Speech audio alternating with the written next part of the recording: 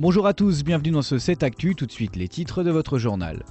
Bussy-Saint-Georges votait mercredi son budget pour l'année 2012. C'est une surprise, les impôts locaux vont baisser de 5%. L'exercice budgétaire, une tâche compliquée pour Bussy qui était dans le rouge ces dernières années. Une cérémonie pour remettre aux Chélois de 18 ans leur carte d'électeur. Ça se passait ce mercredi soir aux Cuisines. Cette année, plus de 600 jeunes de la ville auront joint les listes électorales. Une inscription automatique dès que l'on devient majeur. Enfin, pendant une semaine, le collège Camille Corot de Chelles propose à ses élèves des ateliers citoyens. Thème abordé, la drogue, la sécurité ou encore la sexualité. Une façon de renforcer l'accompagnement des élèves dans ce collège en difficulté.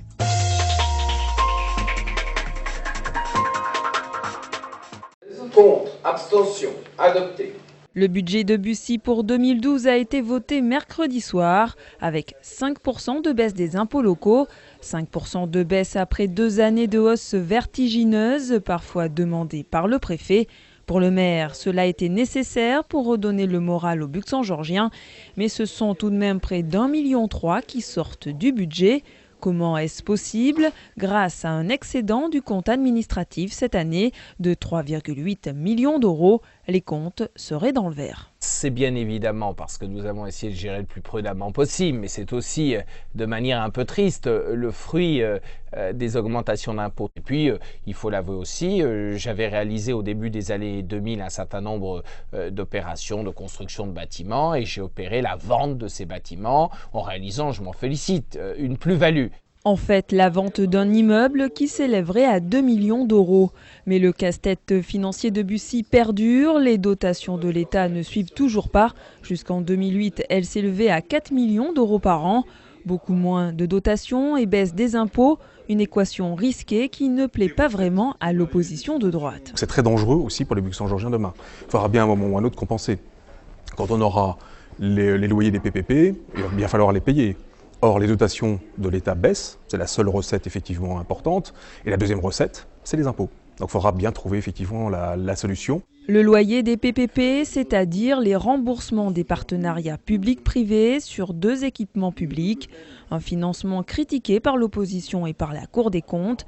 Critiqué, Hugues Rondeau aurait pourtant bien aimé baisser encore plus les impôts. Si l'État n'avait pas encore changé la donne à travers l'établissement public, on aurait voté moins 15% d'impôts ce soir. Le maire parle d'un budget de survie, budget qui ne prend pas en compte les dernières remarques de la Cour des comptes et qui mise encore sur l'investissement coûte que coûte.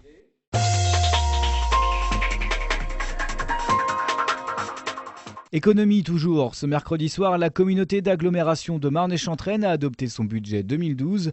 Bonne nouvelle pour les contribuables, le taux de fiscalité restera inchangé. Pour l'année à venir, l'enveloppe financière de l'Interco sera de 68 millions d'euros. 40% de cette somme seront dédiés à des investissements, notamment à la création d'une médiathèque à Chelles.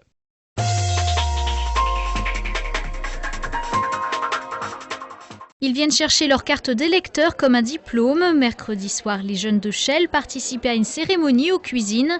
L'objectif était de les sensibiliser à la vie politique. Et pour que cette vie politique soit un peu plus concrète, certains élus s'étaient déplacés, comme la sénatrice Nicole Bric, qui jouait la carte de la proximité. Je suis sur la scène, donc les spots m'empêchent de vous détailler un par un. J'ai compris que vous étiez nombreux.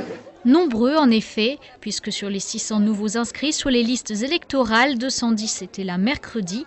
Un succès qui s'explique certainement par l'approche des élections. Cela dit, le but de la cérémonie n'était pas seulement le vote, mais l'engagement citoyen au sens large. Être citoyen, c'est prendre un petit peu de temps et accepter de réfléchir un petit peu pour être partie prenante de choix qui sont faits à toutes les échelles. Ce n'est pas forcément un engagement politique au sens politicien du terme, mais c'est un engagement politique au sens j'œuvre pour ma cité, dans la ville dans laquelle je suis, et ça peut être au sein d'une association. On a pas mal de jeunes qui sont inscrits dans des associations. Actifs dans les associations, peut-être. Côté politique, ces jeunes iront probablement voter, même s'ils n'y voient pas forcément très clair. Derrière les traits médiatiques présidentiels, il y a les législatives. Mais qu'est-ce que c'est déjà? Une idée? Si, mais vaguement, je ne m'intéresse pas vraiment à ça, quoi. Pas très informé, non, sur ce point-là, non. Comme beaucoup, je pense. Je vous dis, je suis pas du tout la politique. Plus on élit de députés de droite et plus il y aura des sièges à l'Assemblée, c'est ça? Ok. Heureusement, comme pour leurs examens, ces jeunes ont encore 2 mois pour réviser. Les législatives, c'est en juin. En 2007, seuls 50% des 18-24 ans y avaient participé au niveau national.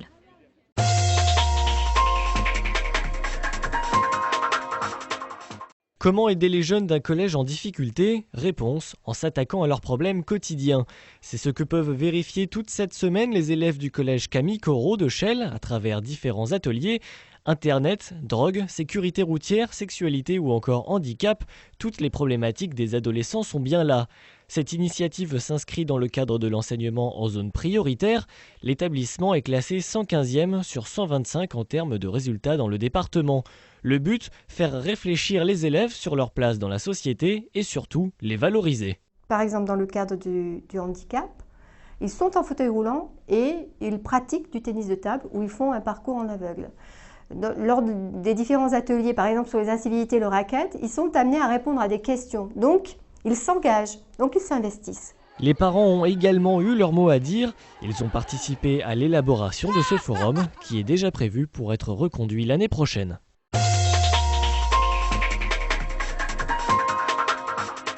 Repousser les limites du handicap grâce à la danse, une philosophie portée par la compagnie Tatou.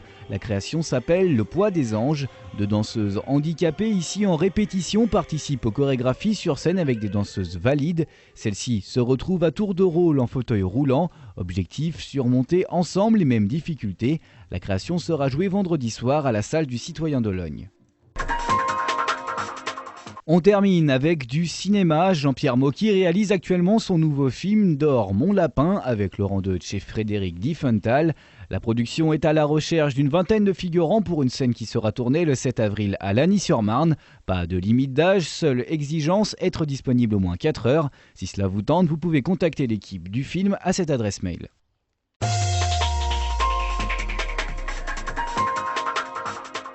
Ne zappez pas tout de suite, c'est Novo avec cette semaine une immersion au sein de l'ancienne tannerie de Lagny-sur-Marne, un lieu reconverti en atelier d'artistes que vous pourrez visiter ce week-end. Voilà, c'est la fin de ce 7 Actu. Envie de revoir nos programmes? Direction notre site internet www.canalcoquelicot.fr. Nous on se retrouve vendredi pour toujours plus d'infos locales.